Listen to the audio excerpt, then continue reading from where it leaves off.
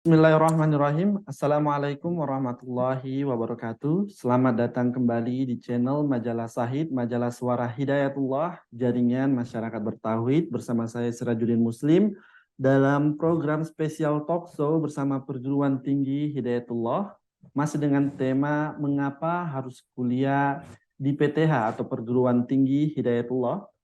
Episode kali ini kita menuju ke Sulawesi Selatan, tepatnya di Kota Makassar. Ada Sekolah Tinggi Agama Islam Al-Bayan atau STAI Al-Bayan.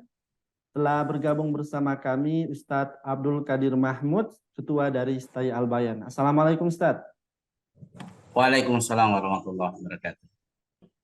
Baik Ustadz, selama beberapa waktu ke depan kita akan berbincang-bincang dan mengenal lebih jauh tentang STAI Al-Bayan untuk orang tua dan para calon-calon mahasiswa. Baik Ustadz, untuk pertama kali Ustadz mungkin bisa mengenalkan selayang pandang atau profil dari STAI Al-Bayan, berdirinya, jurusannya seperti apa. Silakan Ustadz. Alhamdulillah, pertama kami dari STAI Al-Bayan memperkenalkan bahwa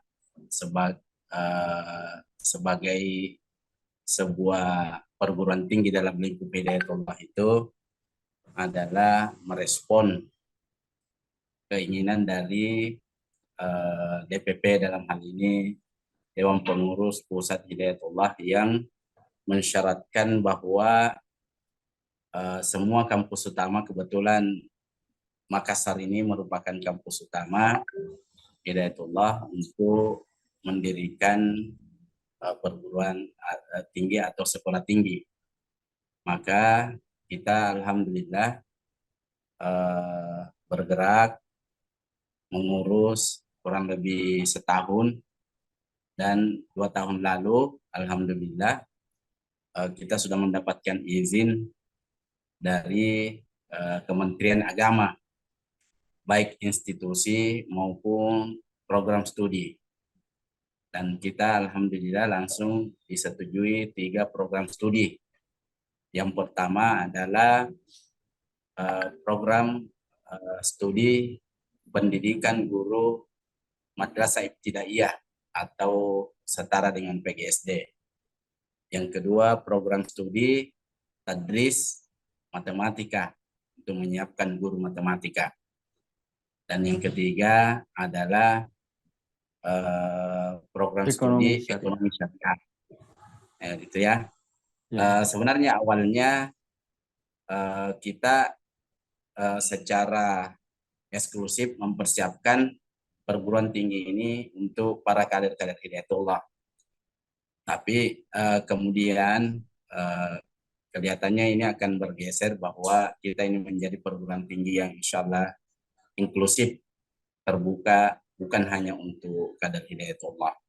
Sehingga semua masyarakat secara umum boleh mendaftarkan anak-anaknya di perguruan tinggi kami, dalam hal ini Sekolah Tinggi Agama Islam Al-Bayan Hidayatullah Makassar. Saya kira itu perkenalan dari kami selaku pengelola Sekolah Tinggi Agama Islam Al-Bayan Hidayatullah Makassar. Baik Ustadz, tadi berbicara tentang program studi ya, ada PGMI, EKSA, dan tadris matematika. Kalau kita bisa lihat di perguruan tinggi umum, secara umum itu banyak yang memiliki jurusan yang sama. Apa yang membedakan STAI Al-Bayan dengan perguruan tinggi lain dengan jurusan-jurusan tersebut? Silakan Ustadz. Baik, sebagaimana yang kita pahami bahwa Hidayatullah ini itu kan pendidikannya berbasis kader ya, sehingga yang membedakan saya kira seluruh juga perguruan tinggi Hidayatullah di beberapa tempat itu yang pertama berbasis kader ya, ini yang membedakan sehingga kita basisnya kader, sehingga baik peserta didik yang berasal dari sekolah Hidayatullah maupun peserta didik yang berasal dari sekolah di luar Hidayatullah. tidak ada lagi kita apa pemisahan bahwa kader itu dari sekolah internal Hidayatullah, yang dari luar itu bukan kader. Tapi kita paling tidak nanti yang membedakan itu ya bahwa kita ini berbasis kader. Yang kedua, perkuliahan-perkuliahannya kita itu seperti itu. Karena kurikulum kita sendiri itu kita hanya bagi 3 saja. Yang pertama kurikulum wajib dari pemerintah, yang kedua kurikulum institusi. Itu kurikulum institusi ini kurikulum yang dirancang berdasarkan tentu visi misi itu banyak mata-mata kuliah Islam di sana. Bahkan selama 2 tahun ini kita memasukkan misalnya manhaj Hidayatullah itu dalam kurikulum, dan itu diajarkan sampai 4 semester. Saya kira itu yang membedakan dengan yang lain. Baik, Sat, untuk upaya seperti apa yang dilakukan dari Stay Albayan ini untuk merebut pasar SMH atau sekolah menengah Hidayatullah, Sat. Tapi tadi Ustadz juga bilang kalau yang namanya kader atau yang masuk sebagai pasar dari Stay Albayan bukan hanya sekedar dari SMH Hidayatullah, karena inklusif gitu tadi, bisa dari luar. Upaya untuk mensosialisasi agar mereka masuk ke Stay Albayan seperti apa, Sat? Yang pertama untuk dari SMH ya, Sekolah Menengah Hidayatullah. Kita memang mengkampanyekan bahwa sengaja kita mengambil prodi-prodi yang tidak beririsan dengan prodi-prodi dari sekolah atau sekolah tinggi Hidayatullah yang lain. Misalnya saja PGMI. Kemarin kan belum ada juga dari PTH. Entah saya terakhir kalau misalnya Style Surabaya sudah ada ya. Yang kedua, kita ada tadris matematika, juga menghindari supaya jangan ada kesamaan dengan perguruan tinggi intelektual yang lain. Dan ekonomi syariah juga itu sebenarnya ekonomi syariah ini itu saran sendiri dari ketua Kopertais waktu itu. Kebetulan agak dekat dengan kita, sehingga kita cukupkan tambahkan 1 ekonomi syariah. Nah, itu yang kita upayakan bahwa kita berbeda, misalnya beberapa jurusan yang tidak sama dengan lain. Kemudian kita sekarang juga sudah berusaha, bahkan mulai tahun ini dan tahun depan itu akan menyasar sekolah menengah di luar daripada Hidayatullah, insya Allah. Mungkin karena tahun ini kemarin terlambat. Sudah sebenarnya sejak beberapa tahun, 2 tahun yang lalu ya, sampai tahun ini itu sudah ada peserta yang mendaftar, calon mahasiswa yang mendaftar itu di luar dari sekolah menengah Hidayatullah. Meskipun belum banyak, tapi mudah-mudahan ke depan ini akan semakin banyak calon mahasiswa yang mendaftar itu dari sekolah yang bukan dari sekolah menengah Hidayatullah. Baik, Sat. Tadi kita masih berbicara tentang calon mahasiswa. Ini kan ke depan Stay Albayan dan PTH-PTH lain ini generasi mahasiswa mereka itu rata-rata dari Gen Z atau Gen Alpha gitu. Kalau bisa Ya. dibilang generasi sekarang itu nggak bisa lepas dari yang namanya teknologi, gadget, alat komunikasi. Sat. Sementara beberapa pondok pesantren di Hidayatullah kan masih ada pelarangan memakai gadget gitu. Sat. Untuk mahasiswa di Stay Albayan, apakah peraturan ini masih relevan atau ada kajian-kajian lebih lanjut untuk dibolehkan? Silakan. Ya, sebenarnya dunia pendidikan hari ini itu dengan teknologi, ya, penggunaan teknologi yang sudah sangat luar biasa dan sangat berkembang, dan itu susah dihindari. Sudah zamannya seperti itu. Dan bahkan sekarang ini ya kan ada perguruan tinggi yang murni online. Nah, adapun kita ini kita sendiri ini masih hybrid ya, online dengan offline. Kebetulan misalnya ada dosen kita yang tidak bisa misalnya melakukan perkuliahan offline, kemudian dia mengajar sistem online. Sehingga mahasiswa itu butuh akses untuk teknologi, dalam hal ini gadget. Nah, persoalannya misalnya bagaimana dengan mahasiswa yang berasrama. Kita memberi keluasan anak-anak ini mengakses teknologi seperti gadget itu, tapi itu sampai pukul 5.30 ya, atau sore, maksudnya pukul 17:30. Jadi sebelum maghrib itu anak-anak di asrama peraturannya mengumpul, sehingga tidak ada dosen yang kita juga menghimbau dosen untuk tidak mengajar minta waktu. Kan kadang dosen kan beda dengan sekolah guru-guru ya. Guru-guru di sekolah menengah itu kan SMA. ada waktunya mulai jam 8 sampai jam 3, misalnya jam 15, pukul 15.00 misalnya. Tapi kalau mahasiswa kan tergantung waktu dosennya.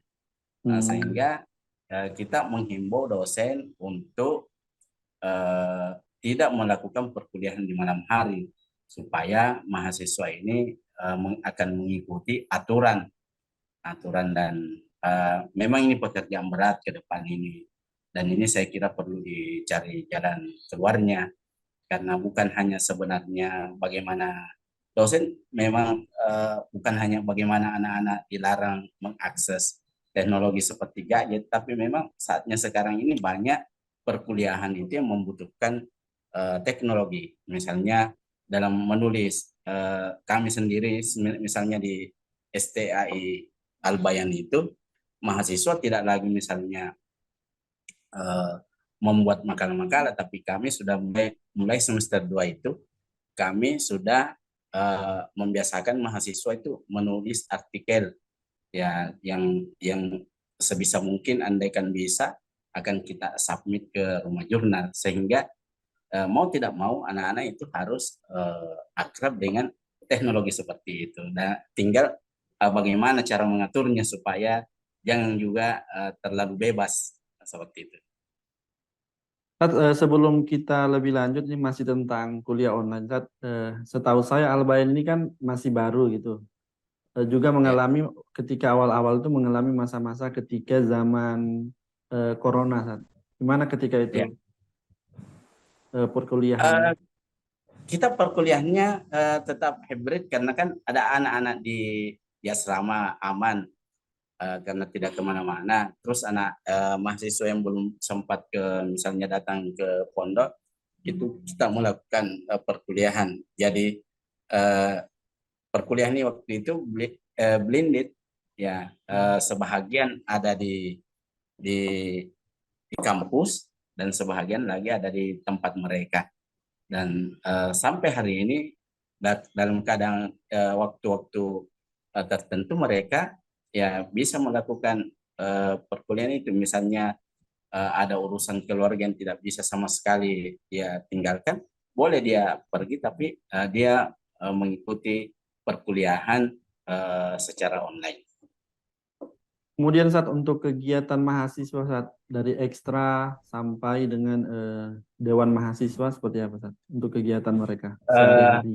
Memang ini karena kita kan ini masih baru ya di dalam perguruan tinggi ini, sehingga semua itu sedang disiapkan. Mudah-mudahan kegiatan ekstrakurikuler mahasiswa, kemudian yang mahasiswa, memang rencana kita tahun ajaran baru ini kita akan rapikan semua administrasi kita sekarang ini yang terkait dengan baik terkait dengan apa pemerintah sebagai pemegang regulasi, maupun ke dalam secara internal itu kita sekarang sedang insya Allah sedang membangun supaya bisa lebih baik.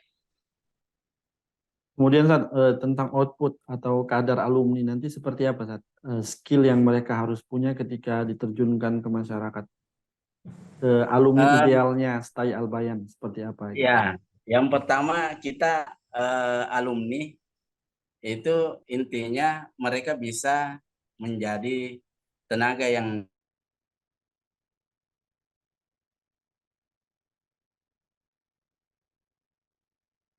bisa dimanfaatkan oleh sekolah-sekolah hidayah. Tagline-nya, berkah kuliahnya, terjamin kerjanya.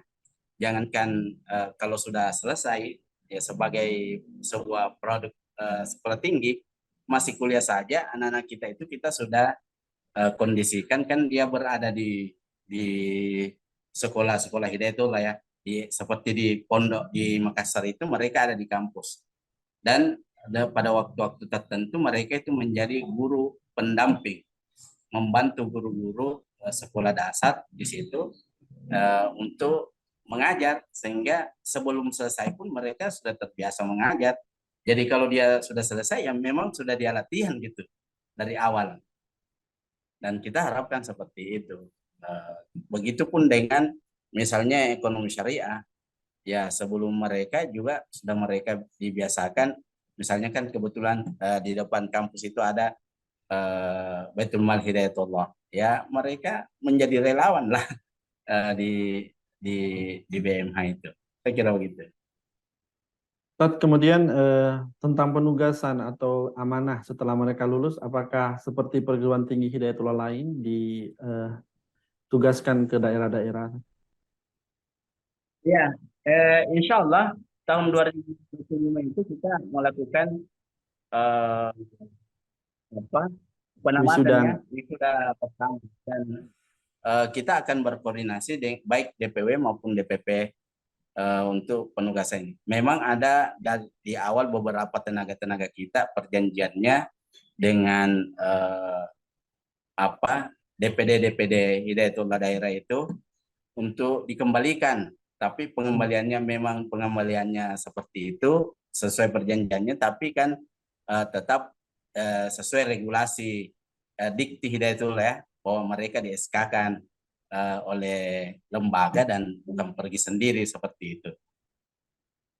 Baik, Ustadz, yang terakhir closing statement saat untuk menawarkan kepada para orang tua, para calon-calon mahasiswa, mahasiswi untuk melanjutkan studi di Stay Albayan. Silakan, Ustadz. Eh, Baik kepada para ayah bunda orang tua generasi Islam yang insya Allah sedianya akan memilihkan tempat kuliah anak-anaknya, mari kuliah di STAL Bayan. Insya Allah berkat kuliahnya terjamin kerjanya. Dan insya Allah mudah-mudahan dengan berkuliah di STAL Bayan, dia bisa menjadi generasi Islam yang baik, yang terbina dalam uh, suasana keislaman yang cukup. Terima kasih. Baik, Ustadz Kadir, terima kasih banyak sudah bergabung bersama kami. Ya. Untuk para pemirsa, tentukan pilihanmu, berkah kuliahnya, Terjamin apa kerjanya. kemarin? Terjamin Terjamin kerjanya, kerjanya. terjamin kerjanya hanya di Stay Albayan Makassar. Terima kasih banyak untuk pemirsa. Jangan lupa like, comment, share, dan subscribe. Kemudian jangan lupa untuk ikuti talk show kita dengan perguruan tinggi Hidayatullah lainnya. Assalamualaikum warahmatullahi wabarakatuh. Waalaikumsalam. Waalaikumsalam warahmatullahi wabarakatuh.